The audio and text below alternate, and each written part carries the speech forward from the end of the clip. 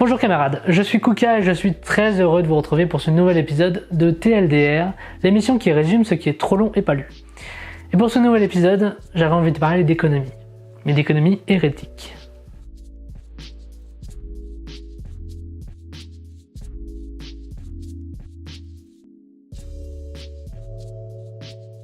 Thomas Porcher est un économiste, docteur et professeur dans ce domaine, et il est également membre du collectif Les économistes atterrés, une association de chercheurs, universitaires et experts en économie qui publie régulièrement des propositions alternatives à l'orthodoxie néolibérale et aux politiques d'austérité.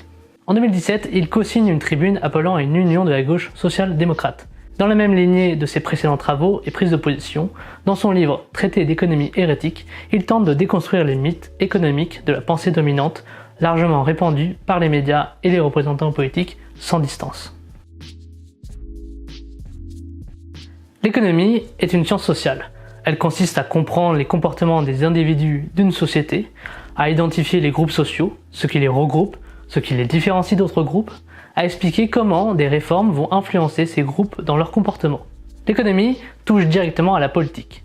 Cependant, un courant dominant dans les institutions politiques et médiatiques tend à nier ce lien, à dépolitiser les rapports sociaux entre les individus, à surrationaliser les comportements, à nier certaines motivations pour en exagérer d'autres. Cette théorie dominante, c'est l'économie néoclassique.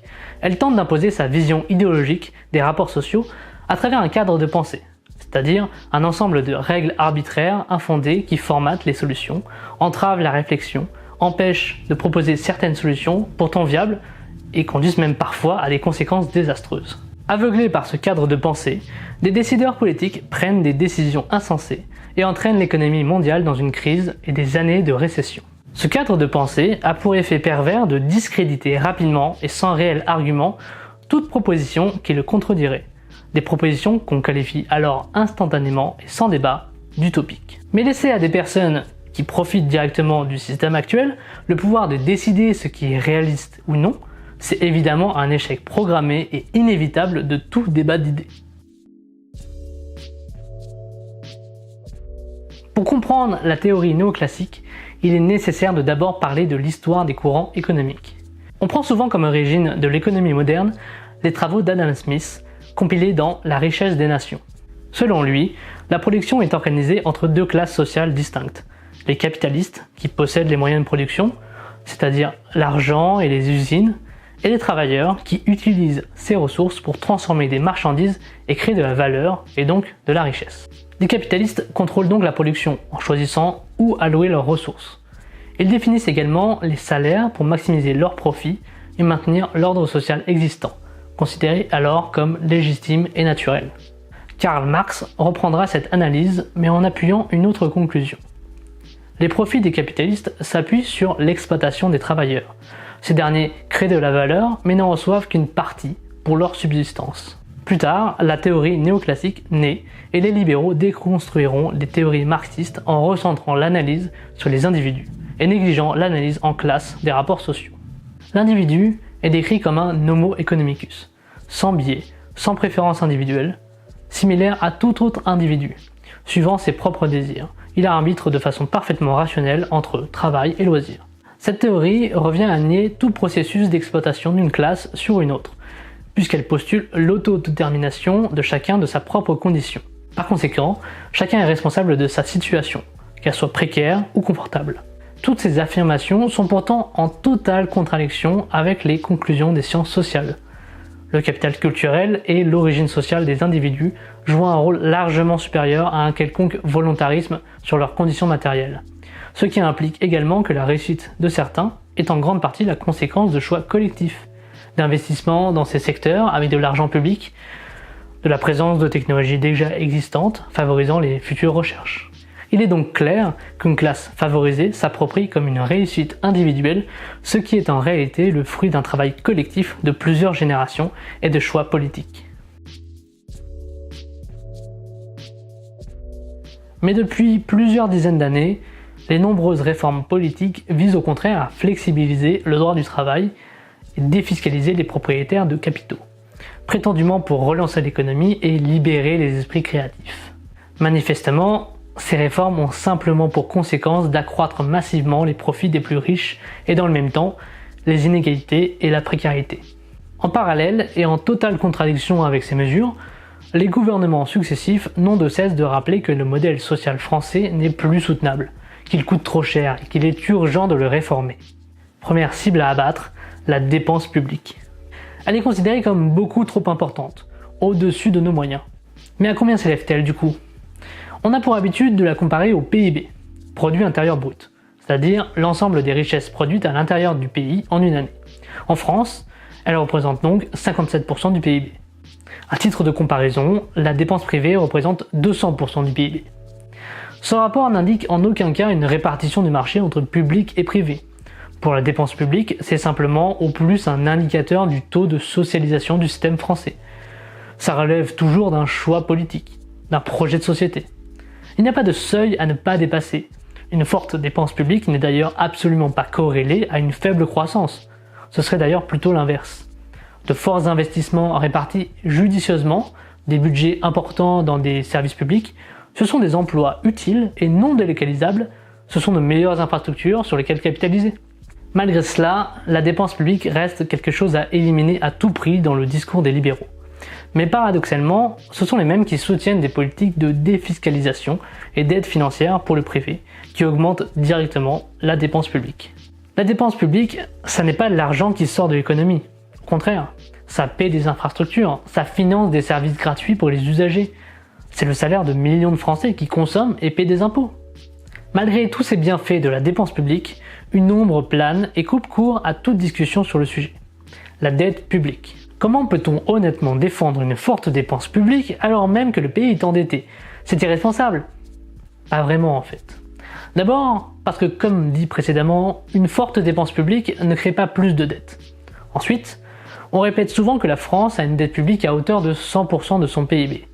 Et on compare ici une dette qui s'échelonne sur plusieurs années à des revenus annuels. Ça n'a pas de sens. Souvent, des détracteurs comparent la France à un ménage, qui vivrait alors au-dessus de ses moyens. Mais poussons donc l'analogie jusqu'au bout. Imaginons qu'un couple ayant pour revenu annuel 32 000 euros s'endette de 200 000 euros pour acheter un bien immobilier.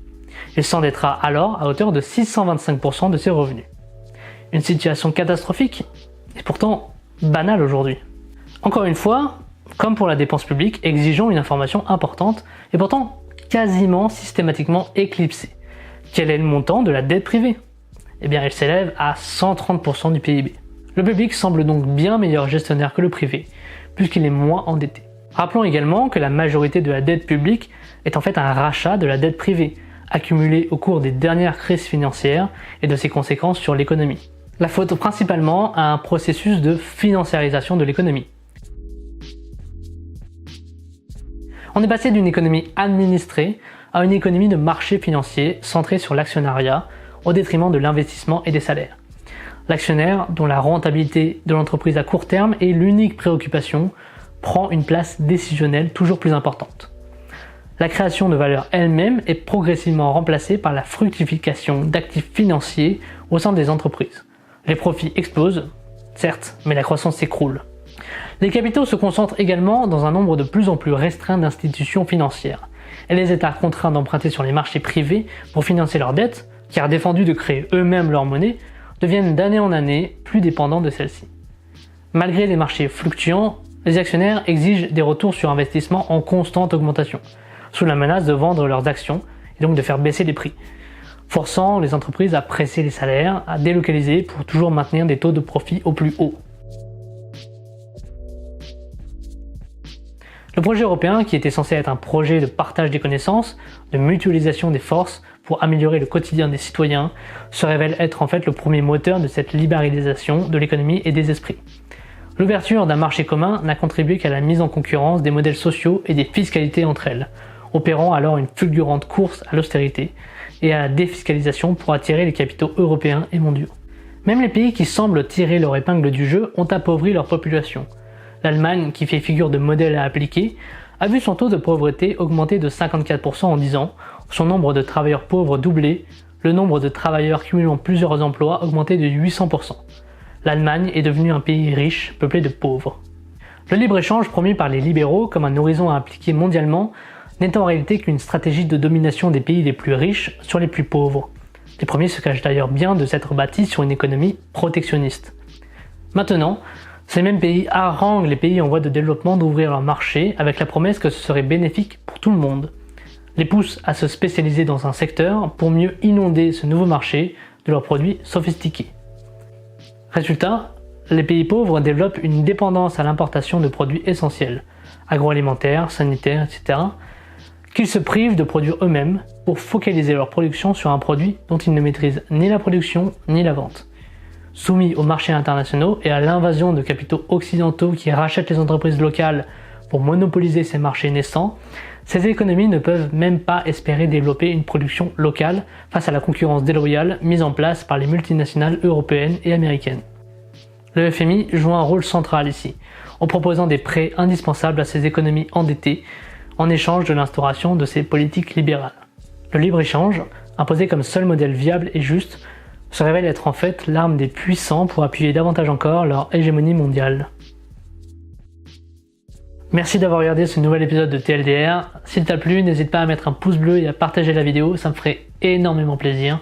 Ensuite, si tu as des questions, tu peux utiliser l'espace commentaire sous cette vidéo. Et enfin, si tu ne veux pas louper le prochain épisode, je t'invite à t'abonner à ma chaîne ou à me suivre sur mon compte Twitter.